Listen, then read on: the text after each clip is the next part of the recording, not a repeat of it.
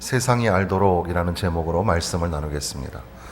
요한복음 17장은 대제사장적 기도라고 알려집니다. 종교개혁 시대의 루터교 신학자였던 데이비드 차이트러스라는 사람이 붙인 제목입니다. 대제사장이 하는 일이 백성의 죄를 대신하여서 하나님 앞에 제사를 올려드리는 일을 했던 것처럼 예수님께서는 제자들 그리고 모든 세상 사람들을 대신하여서 하나님 앞에 기도를 올려드리고 있는 겁니다. 성경에 기록된 예수님의 기도 중에서 가장 길기도 하고 또 11제자가 함께 자리에 있어서 모두가 들었던 기도, 가장 귀중하고 소중한 기도이고 또한 예수님의 제자들을 향하신 간절한 마음을 엿보게 하는 그런 기도가 요한복음 17장의 기도입니다. 지금 우리가 읽은 본문에 해당되는 17장의 후반부의 내용은 일치와 연합이라는 주제를 가지고 있습니다. 그래서 11절에 그들도 다 하나가 되게 하옵소서, 21절에 다 하나가 되어, 22절에 우리가 다 하나가 된 것 같이 그들도 다 하나가 되게 하려 함이니이다. 23절에 하나가 되게 하려 함은, 이렇게 하나가 되다라는 말이 4번에 걸쳐서 표현이 됩니다. 그만큼 반복하고 있다는 것은 중요한 주제라는 사실을 우리에게 알려주는 겁니다. 그러니까 예수님의 기도, 예수님의 제자들을 향하여 또 우리를 향하여 하시는 간절한 기도의 제목은 저들로 하여금 하나가 되게 하려 함이라. 특별히 우리가 하나 된 것처럼 이렇게 예수님 말씀하시는 것은 그 말씀 속에서 성부와 성자와 성령, 삼위일체 하나님을 만나게 됩니다. 성부 하나님, 성자 예수님, 성령님, 그분이 삼위일체로 하나로 존재하시는 것처럼 주님을 따르는 제자들도 하나가 되도록 기도하고 있다는 겁니다.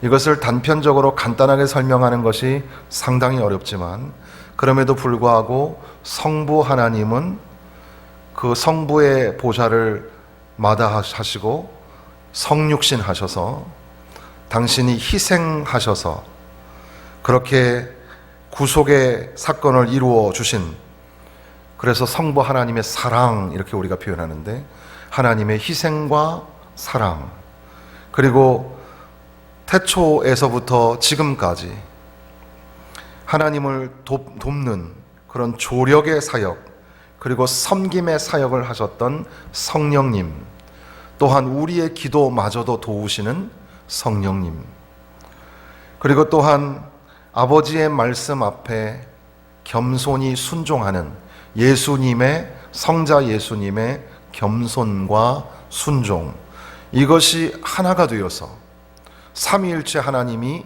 역사하시는 그런 하나님의 사역으로 나타나게 됩니다. 그렇게 하나님은 하나이시다. 성부 하나님, 성자 예수님, 성령님, 그렇게 삼위일체 하나님이 하나인 것처럼 그것을 예수님께서는 아버지께서 내 안에, 내가 아버지 안에 있는 것 같이 그렇게 표현을 하셨습니다. 그렇게 하나이신 것처럼 저들도 하나가 되기를, 하나가 되게 하여 주옵소서 기도하고 있는 겁니다. 우리는 주님의 간절하신 기도, 주님께서 간절하게 기도하고 계시다, 우리를 위하여 기도하시는데 하나가 되기를 위하여 기도하고 계신다는 사실을 잊지 말고, 우리가 부모님이 간절하게 기도하고 또 교회에서 성도들이 나를 위하여 간절하게 기도하면 하나님께서 물론 들어주시는 거지만 또 우리가 나를 위해서 저렇게 기도하시는구나 깨닫게 되잖아요. 그리고 마음을 움직이게 됩니다. 그래서 우리가 자녀들에게 우리가 기도하는 모습을 보여주는 것이 굉장히 중요한 일이라고 생각을 합니다. 예수님께서 제자들을 위하여 기도하고 있는 그런 모습입니다.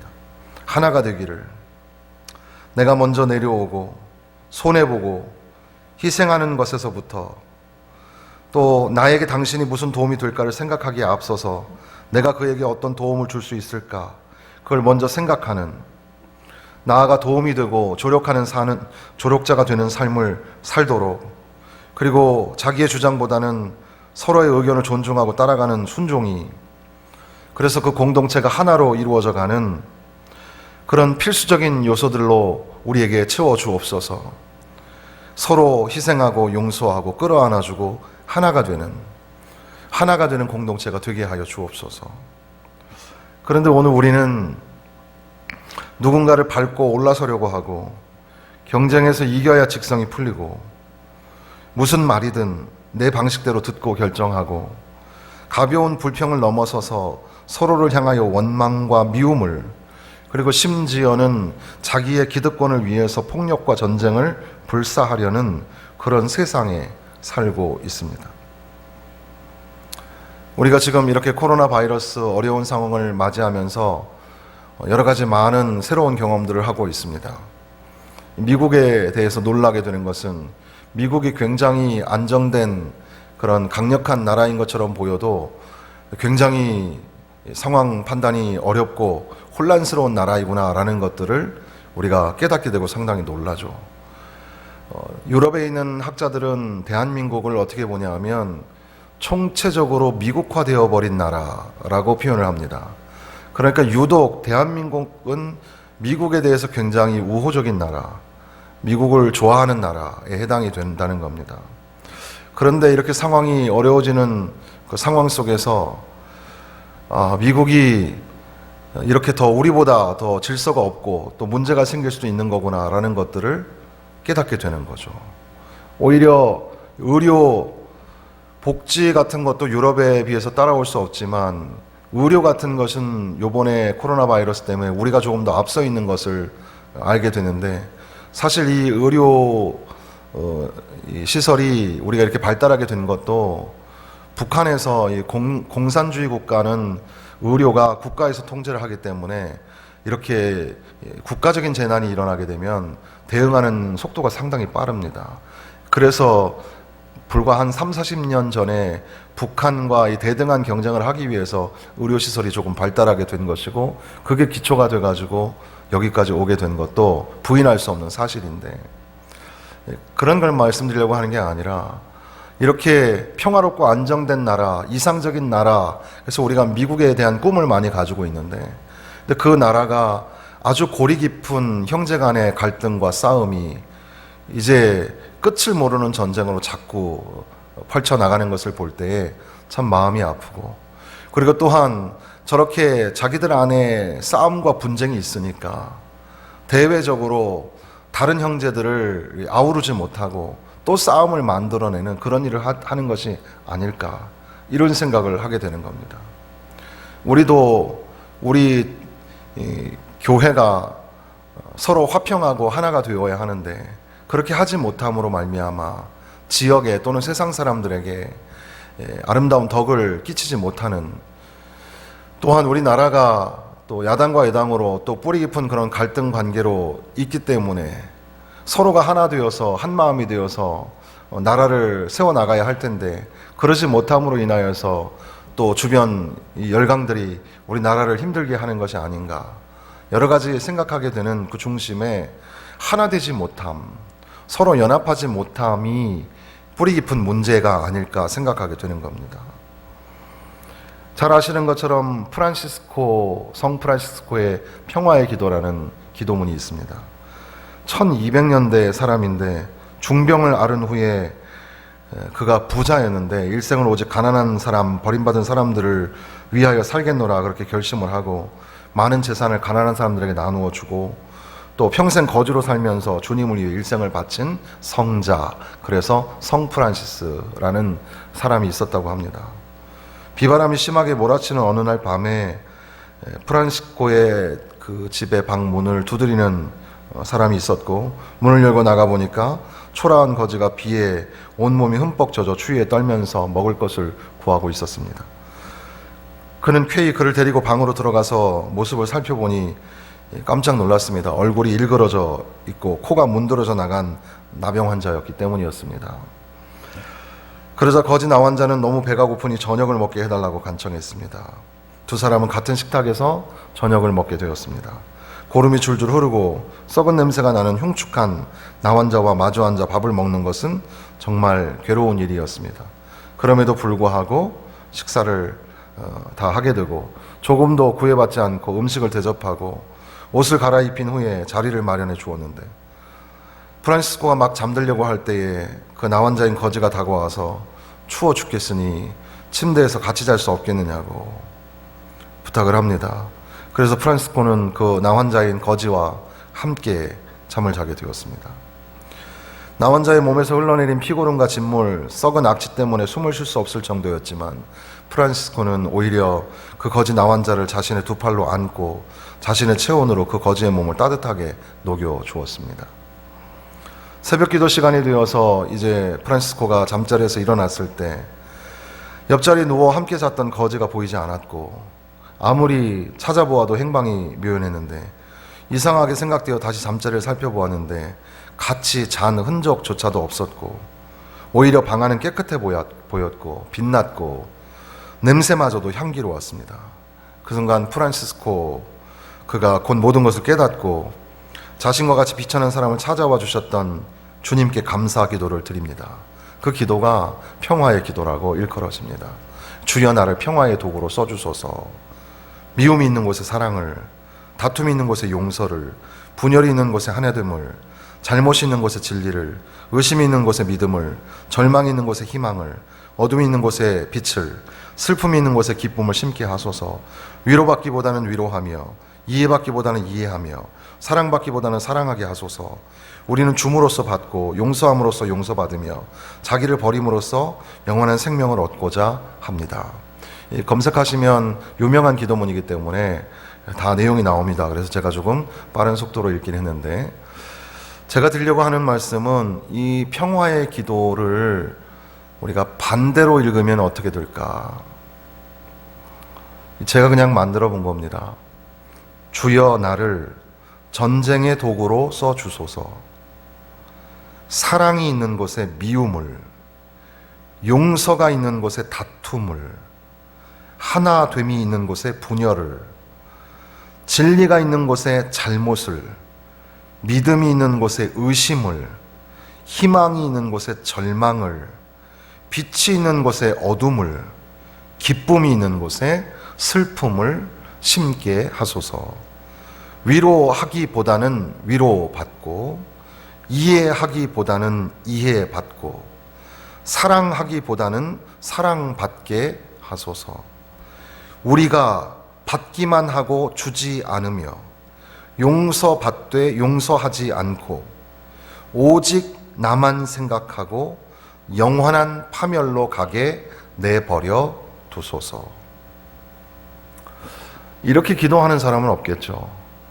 그럼에도 불구하고 우리의 삶의 태도는 평화의 도구로 써주기를 바라기보다는 오히려 전쟁과 파멸로 나아가는 그런 모습이 아닐까. 하나되라, 그토록 애타게 하나 되기를 위하여 기도하시는 예수님의 마음을 우리가 잊지 말고 우리도 주님의 마음을, 주님의 뜻을 본받아 형제와 자매를 사랑하고 이해하고 용서하며 평화의 도구가 되기를, 하나 되기를 위해서 애쓰고 수고해야 할 것입니다. 이토록 하나가 되어야 하는 이유는 무엇일까? 이 요한복음 17장 말씀은 우리가 자주 듣는 본문의 말씀 중에 하나가 되는데 문득 이 22절, 23절 그 안에 세상이라는 단어를 보게 됩니다. 세상. 세상으로 하여금 주님을 알고 주님을 믿게 하기 위함이었다라는 거죠. 21절에 보면 21절 아버지여, 아버지께서 내 안에 내가 아버지 안에 있는 것 같이 그들도 다 하나가 되어 우리 안에 있게 하사 세상으로 아버지께서 나를 보내신 것을 믿게 하옵소서. 23절에도 끝에 부분에 보면 아버지께서 나를 보내신 것과 또 나를 사랑하신 같이 그들도 사랑하신 것을 세상으로 알게 하려 함이로소이다. 세상으로 알도록, 세상이 알도록 그렇게 우리가 하나가 되어야 한다는 사실입니다. 하나가 되어 화목하게 살아간다는 것, 예수 그리스도 안에서 새로운 삶의 거룩한 여정을 시작하는 모든 성도들에게 주어진 사명입니다. 동시에 우리의 이 하나됨은 세상으로 하여금 예수 그리스도가 누구신지 알고 믿게 하는 축복 축복의 통로 역할을 한다는 겁니다. 코로나 바이러스 때문에 교회는 세상과 마찬가지로 전례 없는 어려움을 겪고 있습니다. 방역과 신앙, 양보할 수 없는 두 개의 커다란 바퀴를 힘겹게 끌고 가는 것처럼 보입니다. 우리 교회도 여러 방면으로 긴장 속에 있으니 형편과 환경이 열악한 다른 교회를 생각해 보면 어떻게 이 상황을 헤쳐나갈 것인가 안타깝기 그지없습니다. 설상가상 더 마음이 아픈 것은 여러분도 다 동의하실 텐데 세상 사람들, 교회를 다니지 않는 사람들의 시선에는 이단 신천지에 대한 반응이나 교회에 대한 반응이 별반 다를 바가 없다는 겁니다. 그들의 시선이나 생각이 다 옳은 것은 물론 아니죠. 그럼에도 불구하고 교회가 사람들에게 아름답고 선한 영향력을 끼치지 못하고 있는 현실을 우리는 직시해야만 하는 겁니다. 세상이 그렇게 우리를 알아보지 못하고 또 그로 인하여서 우리 때문에 예수님의 이름이 그들에게 알려지지 못하고 또 더럽혀지는 것, 바로 오늘 우리가 하나 되지 못하기 때문에 그런 거 아닐까 생각하게 됩니다. 우리는 서로 사랑하고 화목하며 하나로 지어져 가야 합니다. 예수 그리스도 안에서 서로 하나가 되어 가야 합니다. 성도들이 나가서 일상의 삶에서 교회를 자랑해야 되겠죠. 사랑과 용서, 행복과 은혜, 기쁨을 나누는 하나 되는 공동체, 그런 교회가 우리 교회라고 자랑해야 할 텐데 혹시라도 우리가 이웃들에게, 사람들에게 교회 흉을 보고 또 교회 성도들 흉을 보고 그렇다면 사람들이 어떻게 생각하겠습니까?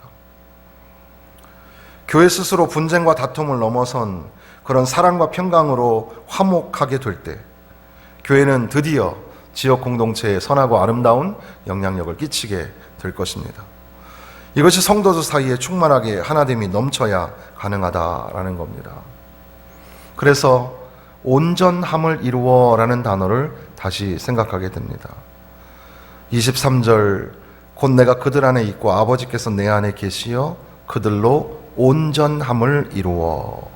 온전함을 이루다라는 것은 완수하다, 성취하다라는 말, 그런 의미입니다. 완성을 향하여 계속해서 나아가는 것을 의미합니다. 하나 된다는 거, 처음에 시도해 봤다가 이거 힘드네, 포기하는 거, 그게 아니라 온전한 지경에 이를 때까지 애쓰고 수고하는 겁니다. 하나 되는 게 쉬운 게 아니죠.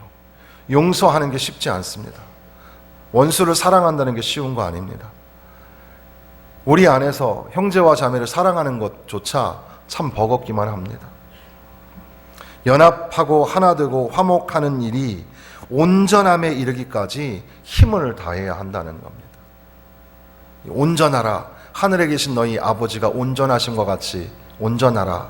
영어 NIV 성경에 보면 be perfect as your heavenly father is perfect 이렇게 되어 있는데, perfect이 perfect라는 말이잖아요.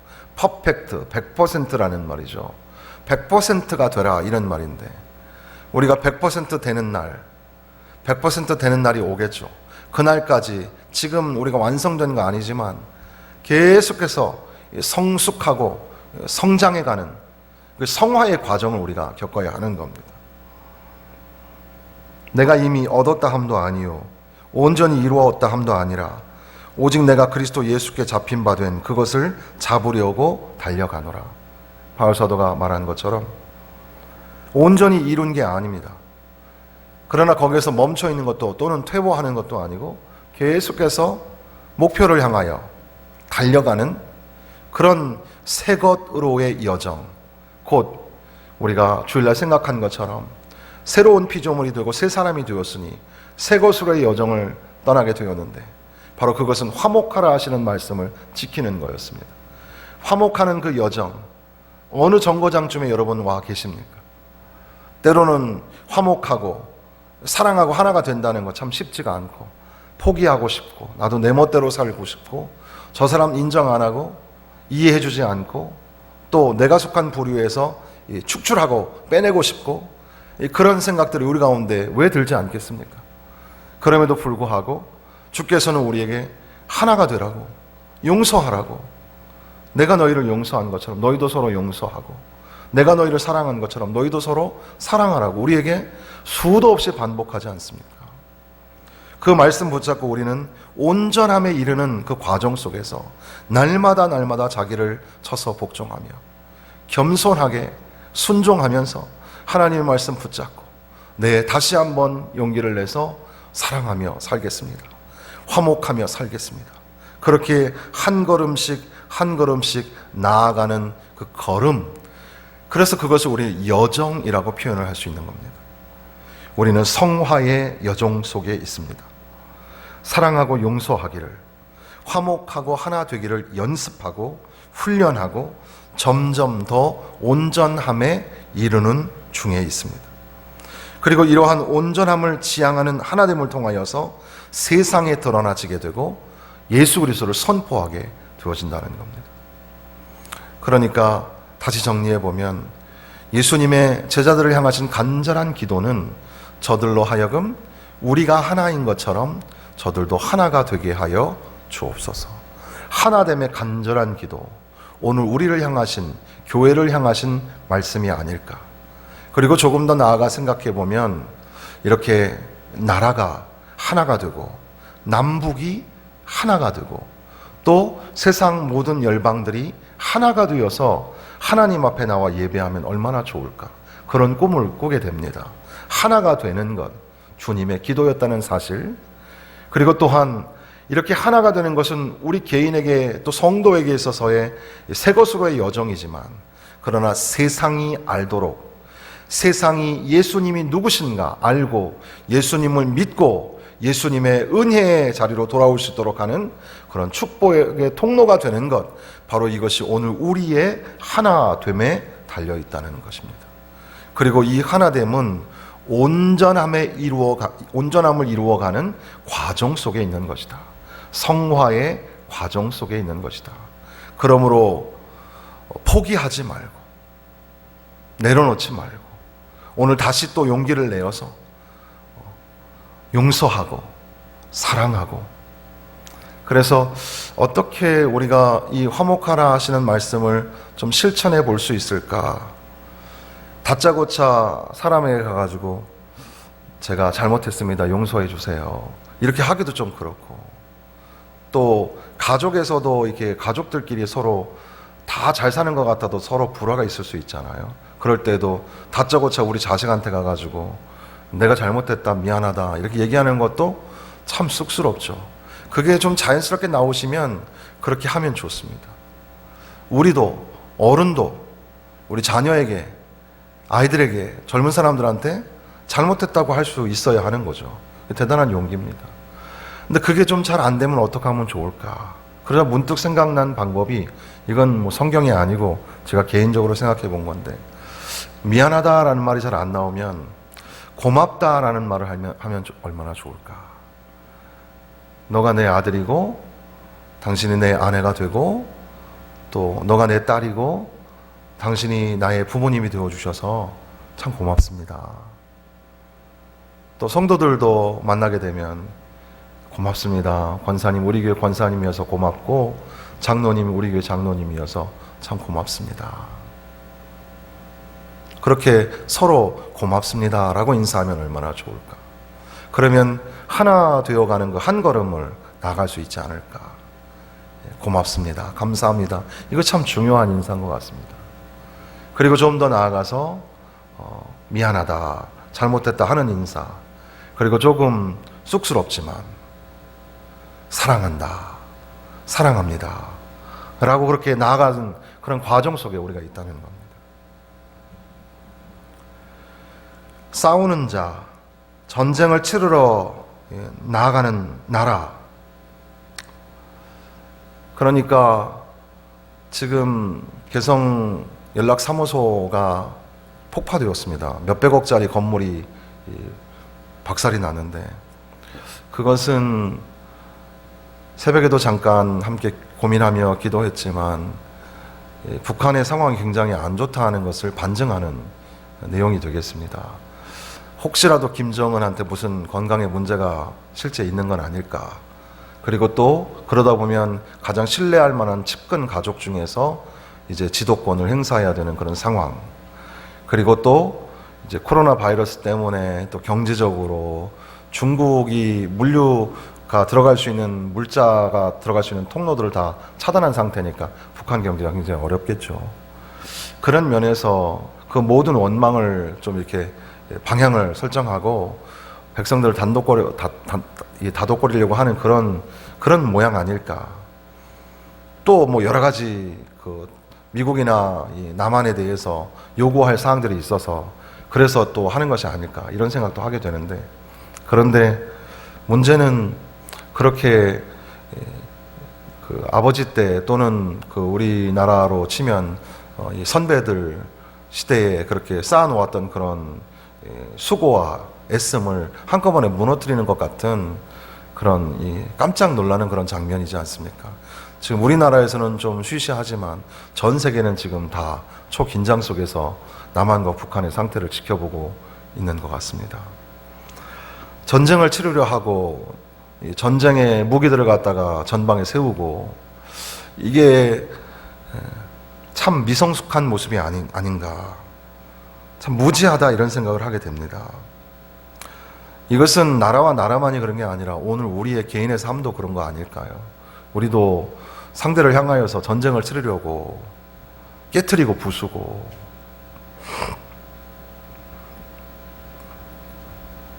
내 머리 사용법이라는 책이 있습니다. 그림이 많이 나와 있는 뭐 일반인들이 읽는 책인데, 그게 여러 가지 그런 재미있는 상식들 깨우쳐주는 그런 정철이라는 사람이 쓴 책인데, 버전 2.0에서 새롭게 다시 만들어져 가지고 나오기도 했는데, 거기에 내용에 보면 뭐 여러 가지 짧은 문장들로 아이디어가 많이 나오는데, 나가 모이면 우리가 되는 게 아니라 나를 버려야 우리가 된다, 이런 글도 있고, 메주가 왜 메주가 될 수 있냐 하면 콩이 한 알 한 알 삶아지고 으깨지고 부서지고 썩어져야 메주가 된다, 뭐 그런 글도 있습니다. 에베소 4장 1절에서 4절에 보면, 그러므로 주 안에서 갇힌 내가 너희를 권하노니 너희가 부르심을 받은 일에 합당하게 행하여 오직 모든 겸손과 온유로 하고 오래 참음으로 사랑 가운데서 서로 용납하고 평안에 매는 줄로 성령이 하나 되게 하신 것을 힘써 지키라. 몸이 하나여 성령도 한 분이시니 이와 같이 너희가 부르심의 한 소망 안에서 부르심을 받았느니라. 성령의 도우심 가운데서 날마다 하나님의 말씀을 붙잡고 기도하는 가운데 성화 여정, 거룩한 새 것으로의 화목의 여정을 살아들이시기를 주님의 이름으로 축원합니다. 먼저 내 안에 나를 용서하지 못하는 것이 없는지 용서하고, 자기 자신을 좀 용서하고 자신감을 회복해야 하겠습니다. 내 이웃을 내 몸과 같이 사랑하라 하신 말씀 안에는 이웃 사랑의 그 출발점이 너 자신을 사랑하는 것에서부터 출발한다는 것을 가르쳐 줍니다. 우리 자신을 좀 사랑하고, 너무 자존감이 낮아져 가지고 힘들어하지 마시고, 나는 하나님의 거룩한 백성이고 나는 참 하나님이 사랑하시는 존재다. 그리고 가족들, 친구들, 이웃을 이해하고 안아주고 하나가 되어야 합니다. 하나의 교회로 부르신 성도들을 사랑하고 하나가 되어야 합니다. 난 도대체 저 사람을 이해할 수가 없어. 이해 안 되는 게 참 많죠. 그러니까 어떤 그런 유튜브의 어떤 토크쇼에서 보니까는 사람이 100% 다른 사람을 이해할 수 있을까? 이해할 수 없다. 그러면서 그 똑똑한 박사님들이 앉아가지고 하는 얘기가, 네가 난들 모르는데 난들 나를 알겠느냐, 뭐 그런 유행가가 있죠. 탓탓한가요? 뭐 그런 가사처럼 다 몰라요. 다 이해할 수 없어요. 그럼에도 불구하고 자기 자신을 용서하고 용기를 갖고 사랑하고 자존감을 회복하고 살아가야 합니다. 그리고 나아가서 다른 사람들을 향하여서도 이해해주고 용서해주고, 그럴 수도 있구나, 그럴 수도 있지. 그 사람의 단점만 자꾸 보지 말고 그 사람의 장점, 그 사람의 좋은 점, 그분이 남기신 귀한 업적들, 이런 것들을 더 많이 생각하는 거 참 중요합니다. 예수님의 기도는 지금 우리 안에서 성취되어 가는 중에 있습니다. 예수님의 사랑과 은혜를 풍성하게 담고 살아가는 사람들은 새로운 삶을 출발했고 지금 그 여정을 지나가고 있습니다. 새 곳으로의 거룩한 여정이라고, 화목하라 하시는 화목의 여정이라고 우리가 주일날 말씀을 나누었습니다. 하나님의 뜻 안에서 이 모든 것들이 온전하게 이루어질 날이 올 것입니다. 주님 앞에 서는 날 그 모든 것들이 다 환하게 밝아지게 될 것입니다. 그때까지 우리는 힘내어서 온전히 하나 되어 거룩한 성도로 살아가야 할 것입니다. 세상이 알도록, 모든 세상이 주님의 사랑을 알도록, 우리를 통해서, 우리의 하나됨을 통해서 예수님을 알아갈 수 있도록 주께서 우리를 하나 되게 하시며 하나님의 놀라우신 구원 역사를 이루어 가실 줄로 믿습니다. 우리 함께 통성으로 기도하겠습니다.